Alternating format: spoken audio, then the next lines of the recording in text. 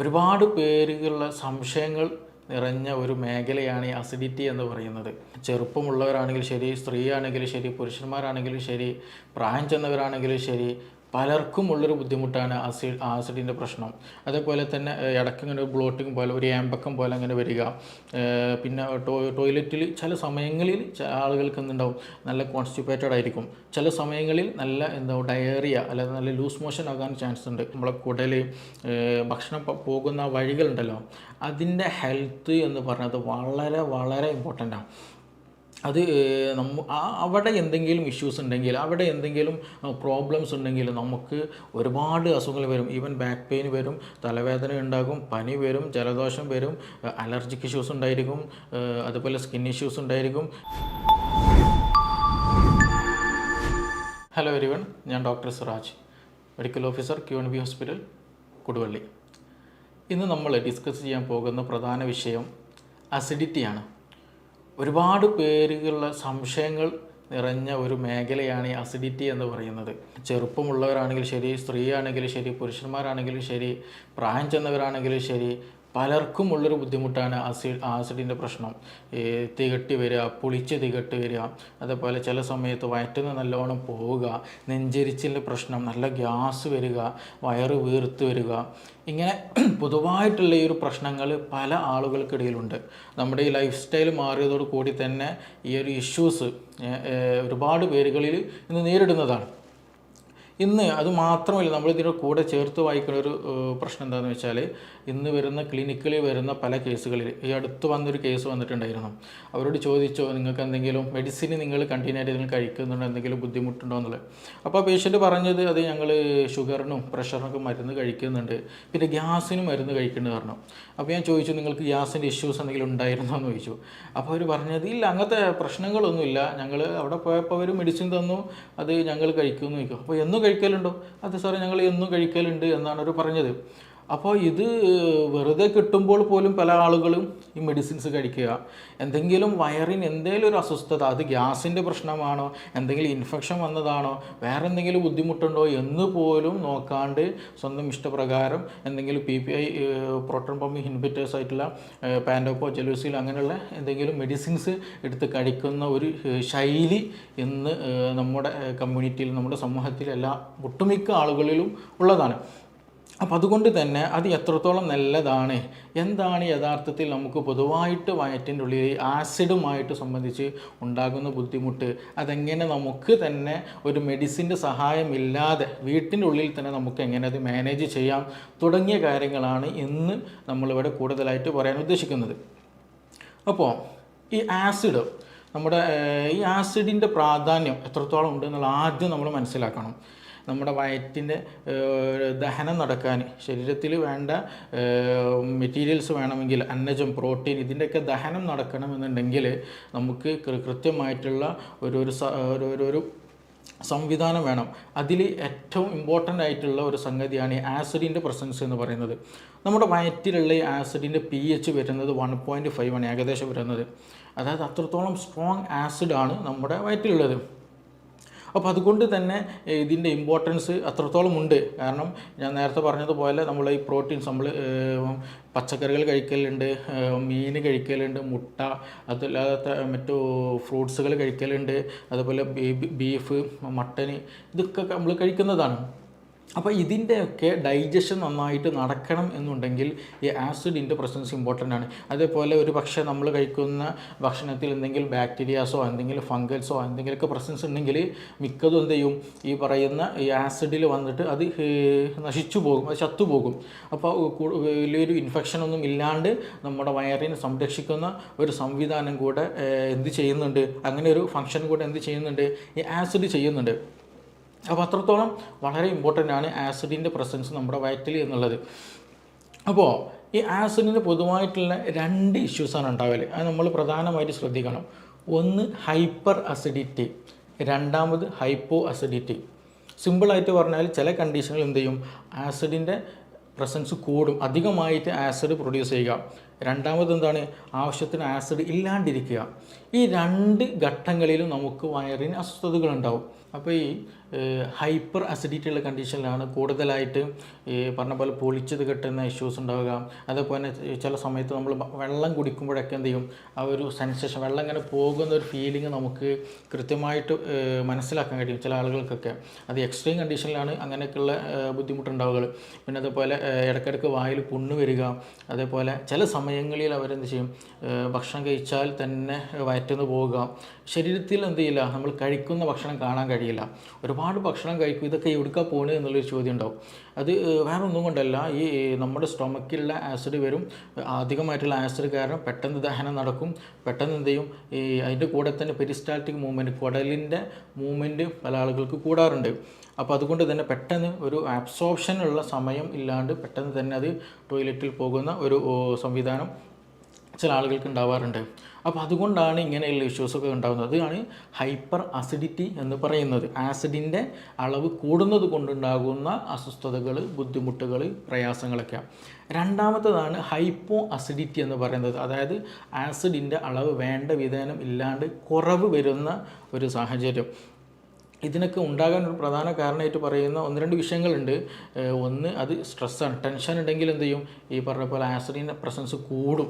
ടെൻഷന് എന്തെങ്കിലും കൂടുതലായിട്ട് ചിന്തിച്ചിരിക്കുക, ബേജാറ് കൂടുക, ആങ്സൈറ്റി വരിക, അങ്ങനെ വരുമ്പോൾ എന്ത് ചെയ്യും, ആസിഡിൻ്റെ പ്രൊഡക്ഷൻ കൂടും.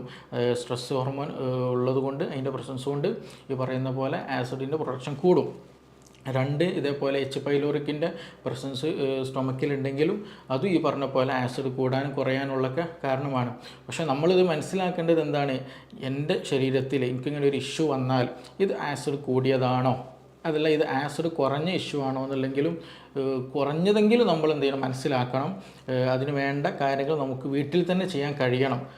അപ്പോൾ ഹൈപ്പോ അസിഡിറ്റി, അടുത്തതാണ് പറയാനുള്ളത്. ഹൈപ്പോ അസിഡിറ്റി, ഈ ആസിഡ് അളവ് വേണ്ട വിധേനം നമ്മൾ ശരീരത്തിൽ ഇല്ല എങ്കിൽ, വയറ്റിലില്ല എന്നുണ്ടെങ്കിൽ നേരത്തെ പറഞ്ഞതുപോലെ ഡൈജഷന് വളരെയധികം നെഗറ്റീവായിട്ട് ബാധിക്കും. ഈ പ്രത്യേകിച്ച് പ്രോട്ടീൻ്റെ ഡൈജഷനൊന്നും നടക്കാൻ സാധ്യമല്ല. ദഹനം നടക്കാത്തത് കൊണ്ട് തന്നെ ഭക്ഷണം കഴിച്ചു കഴിഞ്ഞാൽ ഒരു ഹെവിനെസ് ഫീൽ, വയറെന്തോ ഒരു വീർത്ത പോലെ, ഒരു കനം പിടിച്ച പോലെ ഒരു ഫീലിംഗ് ഉണ്ടായിരിക്കും. അതേപോലെ തന്നെ ഇടയ്ക്കിങ്ങനെ ഒരു ബ്ലോട്ടിങ് പോലെ, ഒരു ഏമ്പക്കം പോലെ അങ്ങനെ വരിക. പിന്നെ ടോയ്ലറ്റിൽ ചില സമയങ്ങളിൽ ആളുകൾക്ക് എന്തുണ്ടാവും, നല്ല കോൺസ്റ്റിപ്പേറ്റഡ് ആയിരിക്കും. ചില സമയങ്ങളിൽ നല്ല ഡയറിയ അല്ലെങ്കിൽ നല്ല ലൂസ് മോഷൻ ആകാൻ ചാൻസ് ഉണ്ട്. അതെന്താ അങ്ങനെ വരണമെന്ന് ചോദിച്ചാൽ, ഞാൻ നേരത്തെ പറഞ്ഞല്ലോ, നമ്മൾ ഡൈജഷൻ ശരിക്കും നടക്കുന്നില്ല. ഡൈജഷൻ ശരിക്കും നടക്കാത്തത് കൊണ്ട് അൺഡൈജസ്റ്റഡ് ആയിട്ടുള്ള ഫുഡാണ് സ്റ്റൊമക്കിൽ നിന്ന് പിന്നീട് സ്മോൾ ഇൻറ്റെസ്റ്റൈനിലേക്കൊക്കെ, ലാർജ് ഇൻറ്റെസ്റ്റൈനിലേക്ക്, കുടലിലേക്ക് ഇങ്ങനെ വരുന്നത്. അപ്പോൾ അവിടെയൊക്കെ ചെറുതായിട്ടുള്ള ഒരുപാട് ഗട്ട് ബാക്ടീരിയാസ് ഉണ്ട്. ഈ ബാക്ടീരിയ എന്ത് ചെയ്യും, അതിമേ ഇങ്ങനെ വർക്ക് ചെയ്യുമ്പോൾ അവിടെയുള്ള അത് ശരിക്കും ഡൈജസ്റ്റഡ് ആകാത്തത് കൊണ്ട് തന്നെ അവിടെ ഒരു റൊട്ടനായിട്ട് ഒരു ചീഞ്ഞു പോകുന്ന ഒരു സിറ്റുവേഷൻ അവിടെ ഉണ്ടാകും. അപ്പോൾ അങ്ങനെ വരുമ്പോൾ എന്ത് ചെയ്യും, ചിലപ്പോൾ ചില ആളുകൾക്ക് നല്ല അബ്ഡോമിനൽ പെയിൻ ഉണ്ട്, നല്ല വയറുവേദന ഉണ്ടാകും. പിന്നെ അതുപോലെ കീഴുവായി പോകുന്ന സമയത്തും ഭയങ്കര സ്മെല്ല് വളരെയധികം ഉണ്ടായിരിക്കും. പിന്നെ അതിങ്ങനെ ഇടയ്ക്കിടയ്ക്ക് വന്നുകൊണ്ടേയിരിക്കും. അതൊക്കെയാണ് ഈ പറയുന്ന പോലെ ഹൈപ്പോ അസിഡിറ്റി കാരണം നമ്മുടെ വയറിൽ ഉണ്ടാകുന്ന അസ്വസ്ഥതകൾ പ്രധാനമായിട്ടുള്ളത്. വയറുവേദന ഉണ്ടാവുക, കീഴ്വാഴ് കൂടുതലായിട്ട് ഇങ്ങനെ പോകുക, അത് നല്ല സ്മെല്ലുള്ള ഒരു കീഴ്വാഴായിരിക്കും ഉണ്ടാവുക. പിന്നെ അതുപോലെ നല്ല വയറൊക്കെ വീർത്ത ഒരു ഫീലിംഗ് ആയിരിക്കും ഉണ്ടാവുക. അപ്പോൾ ഇതാണ് കൂടുതലായിട്ടും ഹൈപ്പോ അസിഡിറ്റിയുടെ കേസിൽ ഉണ്ടാകാറുള്ളത്. അതുകൊണ്ട് തന്നെ ചില ഈ റൊട്ടനാവില്ല, ഞാൻ പറഞ്ഞില്ല, കുടലിൽ വെച്ചിട്ട് ബാക്ടീരിയ അതും എന്ത് ചെയ്യും, കൂടുതൽ മൾട്ടിപ്ലൈ ചെയ്യും. അതിൻ്റേതായിട്ടുള്ള പ്രവർത്തനങ്ങൾ നടക്കുമ്പോൾ അതിന് ബാഡ് സ്മെല്ല് വരും. അതേപോലെ തന്നെ ചിലപ്പോൾ ഒരു ഇൻഫെക്ഷനും അതേപോലെ കോൺസ്റ്റിപ്പേഷൻ ആകാൻ ചാൻസ് ഉണ്ട്. അതേപോലെ നേരത്തെ പറഞ്ഞ പോലെ വയറ്റിൽ നിന്ന് കൂടുതലായിട്ട് ലൂസായിട്ട് സ്റ്റൂള് പോകാനും സാധ്യതയുണ്ട്. അതാണ് ഹൈപ്പോ അസിഡിറ്റിയിൽ കൂടുതലായിട്ടുണ്ടാകുക. അപ്പോൾ നമ്മുടെ വീട്ടിലുള്ള അല്ലെങ്കിൽ നമുക്ക് തന്നെ ഇങ്ങനെയുള്ള അനുഭവങ്ങൾ ഉണ്ടായിരിക്കും. ചില ആൾക്ക് ഭക്ഷണം കഴിച്ച് കഴിഞ്ഞാൽ, എന്തെങ്കിലും ബീഫൊക്കെ കഴിച്ച് കഴിഞ്ഞാൽ, എന്തെങ്കിലും റെഡ് മീറ്റൊക്കെ കഴിച്ച് കഴിഞ്ഞാൽ എന്ത് ചെയ്യും, ഇനിയൊന്നും വേണ്ട, വയറ് ഫുള്ളായൊരു ഫീലിംഗ് ഉണ്ടായിരിക്കും. നേരെ ചില ആളുകളുണ്ടാകും, എന്ത് കഴിച്ചാലും എന്ത് ചെയ്യും, വീണ്ടും വിശപ്പ് തോന്നും, വീണ്ടും പിന്നെ കഴിക്കാനുള്ള ടെൻഡൻസി ഉണ്ടായിരിക്കും. അവർക്ക് അങ്ങനത്തെ ഒരു ഹെവിനെസ്സോ ഫീലിംഗ് ഉണ്ടായിരിക്കില്ല. അതാണ് ഈ ഹൈപ്പർ അസിഡിറ്റിൻ്റെയും ഹൈപ്പോ അസിഡിറ്റിൻ്റെയും രണ്ടും വ്യത്യാസങ്ങൾ വരുന്നത്. ഇത് രണ്ടും എന്ത് ചെയ്യണം, ട്രീറ്റ് ചെയ്യേണ്ട കേസാണ്. ഇത് രണ്ടും എന്ത് വെച്ചാൽ നമ്മളെപ്പോഴും നോർമലിൽ എന്ത് ചെയ്യണം, മൂവ് ചെയ്യാൻ ശ്രദ്ധിക്കണം. അപ്പോൾ നോർമൽ മൂവ് ചെയ്താൽ മാത്രമാണ് ശരിയായ രീതിയിൽ ഡൈജഷൻ നടക്കുക, ശരിയായ രീതിയിൽ അബ്സോർപ്ഷൻ നമുക്ക് വേണ്ട ശരീരത്തിൽ വേണ്ട അന്നജവും പ്രോട്ടീനും വൈറ്റമിൻസും മിനറൽസൊക്കെ ശരീരത്തിന് കിട്ടുകയുള്ളൂ. അല്ലാണ്ട് നമ്മൾ കൂടുതലായിട്ട് ഭക്ഷണം കഴിക്കും, ഭക്ഷണം കഴിച്ചത് ശരിയായ രീതിയിൽ ആഗിരണം നടക്കില്ല, ഡൈജഷൻ നടക്കില്ല, അബ്സോർപ്ഷൻ നടക്കില്ല. അപ്പോൾ നമുക്ക് വേണ്ട സാധനങ്ങളൊന്നും ബോഡിക്ക് അബ്സോർബ് ചെയ്യാൻ പറ്റാത്തത് കൊണ്ട് അതെന്ത് ചെയ്യും, നമ്മുടെ ശരീരത്തിൽ പിടിക്കില്ല. അങ്ങനെയൊക്കെ ഇഷ്യൂസ് ഇതുമായി ബന്ധപ്പെട്ട് ഉള്ളതാണ്. അപ്പോൾ അതുകൊണ്ട് തന്നെ ഇതിൽ നമ്മൾ പ്രധാനമായിട്ട് ശ്രദ്ധിക്കേണ്ടത്, ഒന്ന് ഹൈപ്പർ അസിഡിറ്റി ഉള്ളവർക്ക് കൂടുതലായിട്ടുള്ള പ്രശ്നമാണ് സ്ട്രെസ് ഉണ്ടാവുക, ടെൻഷൻ ഉണ്ടാവുക, ബേജാറുണ്ടാവുക എന്നുള്ളത്. അത് നമ്മൾ ഒഴിവാക്കണം. സ്ട്രെസ് ഹോർമോൺ പ്രൊഡക്ഷൻ കൂടിക്കഴിഞ്ഞാൽ ഈ ഹൈപ്പർ അസിഡിറ്റി കൂടുതലായിട്ടുണ്ടാകും. അപ്പോൾ അതുകൊണ്ട് കൂടുതലായിട്ടുള്ള ടെൻഷന്, ബേജാറുകൾ, ആലോചനകൾ, ചിന്തകൾ ഒക്കെ ഉണ്ടെങ്കിൽ ശ്രദ്ധിക്കുക, അത് ഒഴിവാക്കേണ്ടതാണ്. മറ്റൊന്ന്, ഉറക്കമില്ലാത്ത അവസ്ഥയുണ്ടെങ്കിൽ, ഉറക്കം വളരെ കുറവാണ്, അങ്ങനെ എന്തെങ്കിലും ബുദ്ധിമുട്ടുണ്ടെങ്കിൽ അതും വളരെ ശ്രദ്ധിക്കേണ്ടതാണ്. അതും നമ്മുടെ ശരീരത്തെ എന്ത് ചെയ്യും, നമ്മുടെ ദഹന പ്രക്രിയയെ, ആസിഡിൻ്റെ പ്രൊഡക്ഷനൊക്കെ പ്രതികൂലമായിട്ടും ബാധിക്കുന്നതാണ്. അപ്പോൾ അതും ശ്രദ്ധിക്കുക. ദഹനത്തെ വളരെ ഇമ്പോർട്ടൻ്റ് ആണ് ഉറക്കം എന്നുള്ളത്. മറ്റൊന്ന്, ഈ ഹൈപ്പോ ആയിട്ടുള്ള കേസുകളുണ്ടല്ലോ, അതായത് ദഹനം നടക്കുന്നില്ല, എന്തെങ്കിലും വയറ് വീർത്ത പോലെ അല്ലെങ്കിൽ ഒരു ക്ഷീണം പിടിച്ച പോലെയൊക്കെയുള്ള ഒരു അവസ്ഥ. അങ്ങനെയുള്ളവർ ചെയ്യേണ്ട പ്രധാനമായിട്ടും ഒന്ന്, ഈ നമ്മുടെ ഭക്ഷണത്തിൽ എന്ത് ചെയ്യുക, ചുക്ക്, അതേപോലെ ഇഞ്ചി, കുരുമുളക്, ഗ്രാമ്പു, പട്ട, ഇങ്ങനെയുള്ള സംഗതികളുണ്ടല്ലോ, അതെന്ത് ചെയ്യുക, നമ്മുടെ ഭക്ഷണത്തിൽ കൂടുതലായിട്ട് ഉൾപ്പെടുത്തുക. അത് നമ്മുടെ ഡൈജഷന് കൂടുതൽ പ്രൊമോട്ട് ചെയ്യും, പെട്ടെന്ന് ഡൈജസ്റ്റ് ചെയ്യാനുള്ള അത് ഹെൽപ്ഫുൾ ആക്കുന്ന മെഡിസിൻസാണ്. അപ്പോൾ കൂടുതലായിട്ട് നിങ്ങൾക്ക് അങ്ങനെ ഒരു ഇഷ്യൂസ് ഉണ്ടെന്നുണ്ടെങ്കിൽ എന്ത് ചെയ്യുക, ഈ മല്ലി ഉണ്ടല്ലോ, മല്ലി കുറച്ച് എന്ത് ചെയ്യുക, വെള്ളത്തിലിട്ട് തിളപ്പിച്ചിട്ട് ആ വെള്ളം ഇടയ്ക്കിടയ്ക്ക് കുടിക്കുന്നത് ഈ അധികമായിട്ടുള്ള ഗ്യാസിൻ്റെ ഇഷ്യൂസും വയറിൻ്റെ അസ്വസ്ഥതകൾക്കൊക്കെ വളരെ ഹെൽപ്ഫുള്ളാണ്. വയറ്റിന്ന് പോകാനും വളരെ നല്ലതാണ്. അപ്പോൾ അതുകൊണ്ട് അങ്ങനെയുള്ള മെഡിസിൻസ്, അങ്ങനെയുള്ള പദാർത്ഥങ്ങൾ കൂടുതലായിട്ട് നമ്മൾ എന്ത് ചെയ്യണം, നമ്മുടെ ഭക്ഷണത്തിൽ ഉൾപ്പെടുത്താൻ ശ്രദ്ധിക്കാം. എങ്കിൽ തന്നെ എന്ത് ചെയ്യും, ഇങ്ങനെയുള്ള ഇഷ്യൂസുകളും കാര്യങ്ങളും നമുക്ക് നിയന്ത്രിക്കാൻ കഴിയും. ഇനി അതൊന്നുമല്ല, വേറെ എന്തെങ്കിലും ബുദ്ധിമുട്ടുകൾ കൂടി, ചില ആളുകൾക്ക് എന്ത് ചെയ്യും, ഭയങ്കര പെയിൻഫുള്ളാവും. ഭക്ഷണം കഴിക്കുന്ന സമയത്ത് നല്ല പെയിൻ ഉണ്ടായിരിക്കും. ചില ആളുകൾക്ക് ഭക്ഷണം കഴിഞ്ഞ് ഒരു അരമണിക്കൂർ കഴിഞ്ഞാൽ അല്ലെങ്കിൽ ഒരു 20 മിനിറ്റ് കഴിഞ്ഞാൽ നല്ല വയറുവേദന വരാറുണ്ട്. ചില ആൾക്ക് നല്ല ഛർദ്ദിക്കാൻ വരാറുണ്ട്.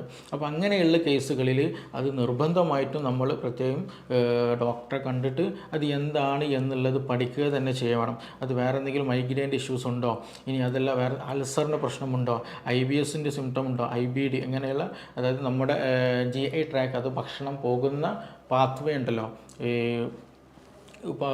ഈസോഫാഗസ്, അതായത് ഇവിടെ നിന്ന് വരുന്ന ആ ഈസോഫാഗസ്, സ്റ്റൊമക്ക്, വയറ്, പിന്നെ സ്മോൾ ഇൻറ്റസ്റ്റൈൻ, ലാർജ് ഇൻറ്റസ്റ്റൈൻ, അങ്ങനെയുള്ള ആ ഒരു പാത്വേയിൽ എന്തെങ്കിലും ഇൻഫെക്ഷൻസ് ഉണ്ടോ, അവിടെ എന്തെങ്കിലും അതിന് സ്ഫിങ്ക്റ്റേഴ്സ് ഉണ്ട്, അതായത് ഭക്ഷണം ഒരു വൺ ഡയറക്ഷനിൽ പോകാൻ വേണ്ടി ഹെൽപ്പ് ചെയ്യുന്ന സ്ഫിങ്ക്റ്ററായിട്ട് ആക്ട് ചെയ്യുന്ന ഏരിയകളുണ്ട്. അപ്പോൾ അവിടെ എന്തെങ്കിലും പ്രശ്നങ്ങളുണ്ടോ, അപ്പോൾ അത് കറക്റ്റ് മനസ്സിലാക്കിയിട്ട് അതിന് വേണ്ട രീതിയിലുള്ള ട്രീറ്റ്മെൻറ്റ് വളരെ ഇമ്പോർട്ടൻ്റ് ആണ്. നമ്മൾ ആദ്യം മനസ്സിലാക്കണം, ഈ സ്റ്റൊമക്ക് എന്ന് പറയുന്നത്, അതായത് സ്റ്റൊമക്ക്, നമ്മളെ കുടൽ, ഭക്ഷണം പോകുന്ന വഴികളുണ്ടല്ലോ, അതിൻ്റെ ഹെൽത്ത് എന്ന് പറയുന്നത് വളരെ വളരെ ഇമ്പോർട്ടൻ്റാണ്. അത് അവിടെ എന്തെങ്കിലും ഇഷ്യൂസ് ഉണ്ടെങ്കിൽ, അവിടെ എന്തെങ്കിലും പ്രോബ്ലംസ് ഉണ്ടെങ്കിൽ നമുക്ക് ഒരുപാട് അസുഖങ്ങൾ വരും. ഈവൻ ബാക്ക് പെയിൻ വരും, തലവേദന ഉണ്ടാകും, പനി വരും, ജലദോഷം വരും, അലർജിക് ഇഷ്യൂസ് ഉണ്ടായിരിക്കും, അതുപോലെ സ്കിൻ ഇഷ്യൂസ് ഉണ്ടായിരിക്കും, സെക്ഷൽ ഇഷ്യൂസ് ഉണ്ടായിരിക്കും, അങ്ങനെയുള്ള പല ഇഷ്യൂസും ഉണ്ടായിരിക്കും. ഇനി അഥവാ നമ്മളൊരു മെഡിസിൻ കഴിച്ചാലോ ഈ അസുഖങ്ങൾക്ക് വേണ്ടിയിട്ട്, ആ മെഡിസിനും തന്നെ ശരിയായ രീതിയിൽ ദഹിച്ച് അബ്സോർപ്ഷൻ നടക്കണം എന്നുണ്ടെങ്കിൽ എന്ത് വേണം, ഈ GI ട്രാക്ക്, നമ്മുടെ സ്റ്റൊമക്ക്, വയറ്, കുടൽ, ഇതൊക്കെ എന്ത് ചെയ്യണം, ഹെൽത്തി ആയിരിക്കണം. ഇല്ലെങ്കിൽ എന്ത് ചെയ്യില്ല, അത് ശരിക്കും ഡൈജഷൻ നടക്കില്ല, ശരിയായ രീതിയിൽ അബ്സോർപ്ഷൻ നടക്കില്ല, ആ മെഡിസിൻ ശരീരത്തിൽ പിടിക്കില്ല. അപ്പോൾ അതുകൊണ്ട് ഈ ഒരു പാത്വേ, നമ്മുടെ ഭക്ഷണം കഴിക്കുന്ന അല്ലെങ്കിൽ ഭക്ഷണം കടന്നു പോകുന്ന സ്ഥലം എന്നുള്ളത് വളരെ വളരെ ഇമ്പോർട്ടൻ്റ് ആണ്. അത് നിർബന്ധമായിട്ടും നമ്മൾ എന്ത് ചെയ്യണം, ഹെൽത്തി ആയി കൊണ്ടുപോകാൻ വളരെയധികം ശ്രദ്ധിക്കുക. എന്തെങ്കിലും ബുദ്ധിമുട്ട് കൂടുതലായിട്ട് തോന്നുന്നുണ്ടെങ്കിൽ നിർബന്ധമായിട്ടും ഒരു ഡോക്ടറെ കണ്ടിട്ട് അതിന് വേണ്ട നിർദ്ദേശങ്ങൾ സ്വീകരിക്കണം. അല്ലാണ്ട് സ്വന്തം ഇഷ്ടപ്രകാരം, സ്വന്തം തീരുമാനപ്രകാരം ഒരിക്കലും എന്ത് ചെയ്യരുത്, നമ്മൾ മെഡിസിൻ കഴിക്കരുത്. അത് നിർബന്ധമായിട്ടും നമ്മൾ ശ്രദ്ധിക്കേണ്ടതാണ്. നമുക്കിനി മറ്റൊരു വിഷയവുമായിട്ട് വേറൊരു സമയത്ത് വീണ്ടും കാണാം.